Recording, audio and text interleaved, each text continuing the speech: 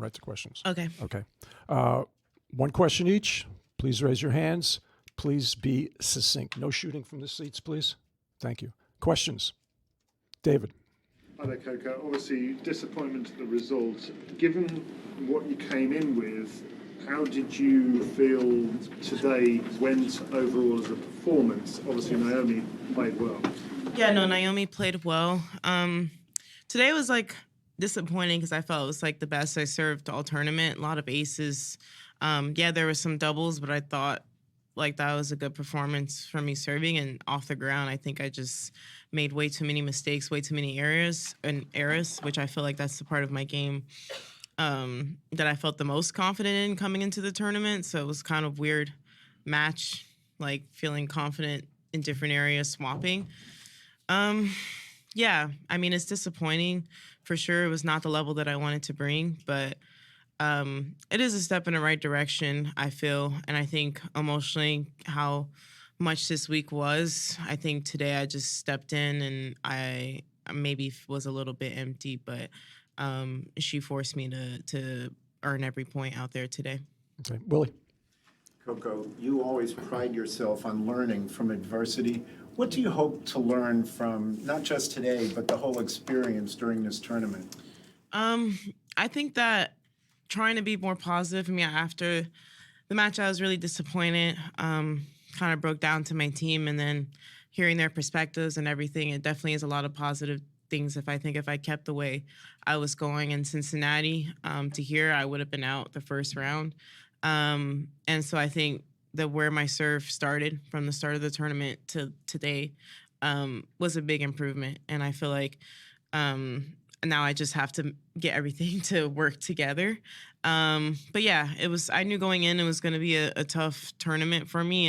And did I feel like I had a lot of confidence after my last match? Yeah, definitely. I think that was a big confidence booster. So today feels more disappointing, I think, than maybe it would have felt losing in the first or second round. Okay. Matt. Hey, Coco. Definitely. Hey. Thanks. Can you compare this year, losing in this round, also having some struggles with your consistency, to where you were last year? Obviously, different members of your team, different thoughts, different plans, and things like that.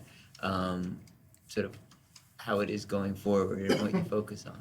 Yeah, I mean, my goal going into the tournament this year was not to lose the same way that I lost last year. And I don't remember how many doubles I hit in my match against Emma, but it was definitely in the double digits. So I didn't do that today. And yeah, I mean, it's been a tough, I think, post-French Open for me for sure. And I know the improvements that I need to make, and I feel like I'm like making the right decision by making them. I wish I had more time between this tournament and Cincinnati, but that's the cards that I was given. And I don't know, I think today when I walked on the court, and I don't know, I feel like I put so much pressure on myself at my age at 21, and I realized like how much the girls on tour are being successful at like 25, 26 at those ages. So I think for me, it just gets me excited to realize if I have like 4 more years of just working as hard as I am right now and actually doing the right things, like where my game could be. And it has obviously improved in the last 4 years from 4 years ago to now. So I think if I can make that same jump of improvement, it's a lot to be excited for the future for. Catherine.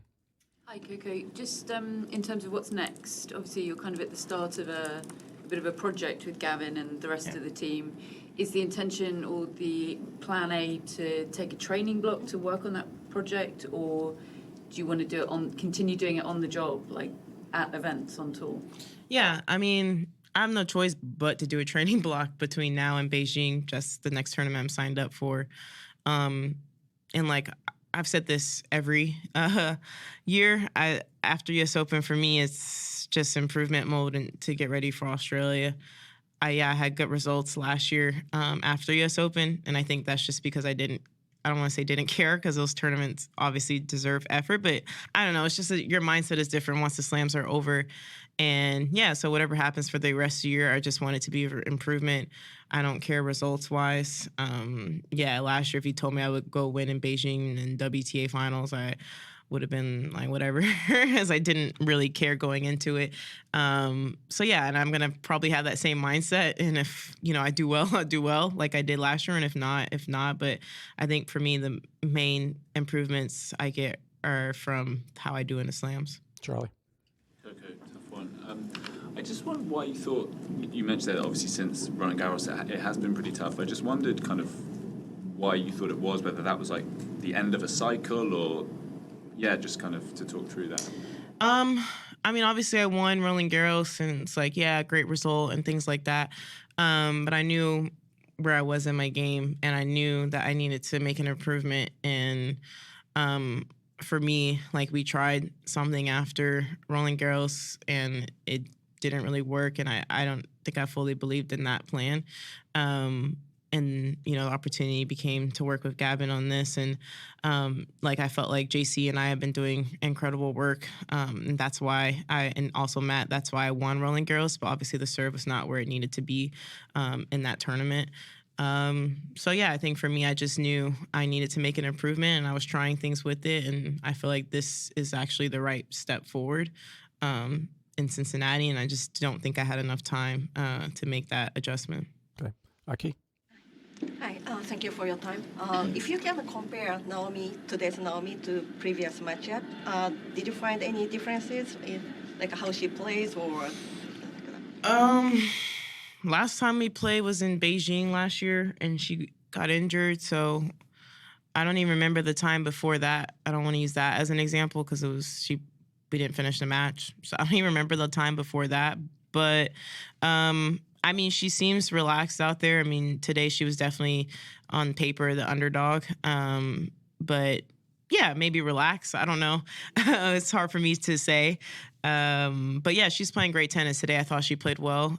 She forced me to play how I did today. And yeah, I think she's improved a lot since coming back. But regardless in whatever form she's in, she's always a tough player, and I don't think anyone takes her for granted, regardless of where her quote-unquote form is, especially on hard courts. All right, time for two more, Brian and Ben.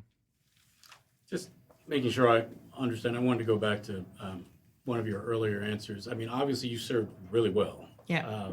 Is it fair to say, all of the, emotional ups and downs from having to remake the serve or tweak the serve and all the stuff that you've gone through the past week and a half, that kind of played an aggregate effect today, maybe left you emotionally kind of empty in the tank? Yeah. Honestly, when I immediately got off on court, I didn't feel that way because I'm such a competitor and I don't want to use like anything as like a scapegoat or something like that. But after talking to my team, and I still, like, whatever, maybe I don't believe it fully, but they mentioned that probably could have been the performance for today because physically I felt fine. And honestly, today I felt good on court. Like, I woke up today, like, thinking, oh, like, this is going to be a good day for me where I'm going to play well. And then out there, I just don't know what happened. So, yeah, after talking to them, they all agree that that could have played a role. But again, I just feel like mentally where I am, I feel like I'm so strong, and maybe I'll look back at this and agree with them, but I just am more disappointed in how I played. So I don't know the answer to that immediately after, but maybe when I have some time to think about it, I can say. Ben, last question. So on return, especially, which is usually one of your strengths, you had a tough time getting into her service games at all. I think it was until midway through the second set that you want to point on her first serve, because she was perfect on that for a while. How much was that just her being one of the best servers and just having a great day at Gauff on that, or how much do you feel like you were struggling on return, which hasn't been most of the talk about this sort of stage of your improvements, but it felt like statistically today was not your best day for that.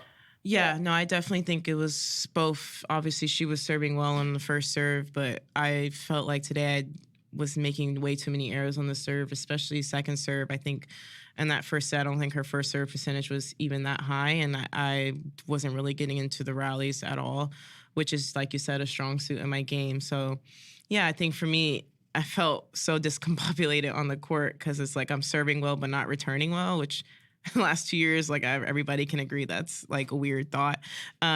So yeah, but I am excited because I know that part of my game, I feel like off the ground, I wasn't just doing well at all today. So I'm excited because I'm like, okay, if I can serve well and also return well, then it's going to be pretty good for me. So yeah, I think, there's a lot of positives to take from this tournament. and I'm trying to be positive in front of you guys. I promise you that, I don't feel that way right now, but I am not going to let this crush me, and I look forward to the future and making more improvements. And yeah, hopefully next year I can grow a lot as a player and a person. All right. Thank you, Coco. Thank you. Thank you, everyone.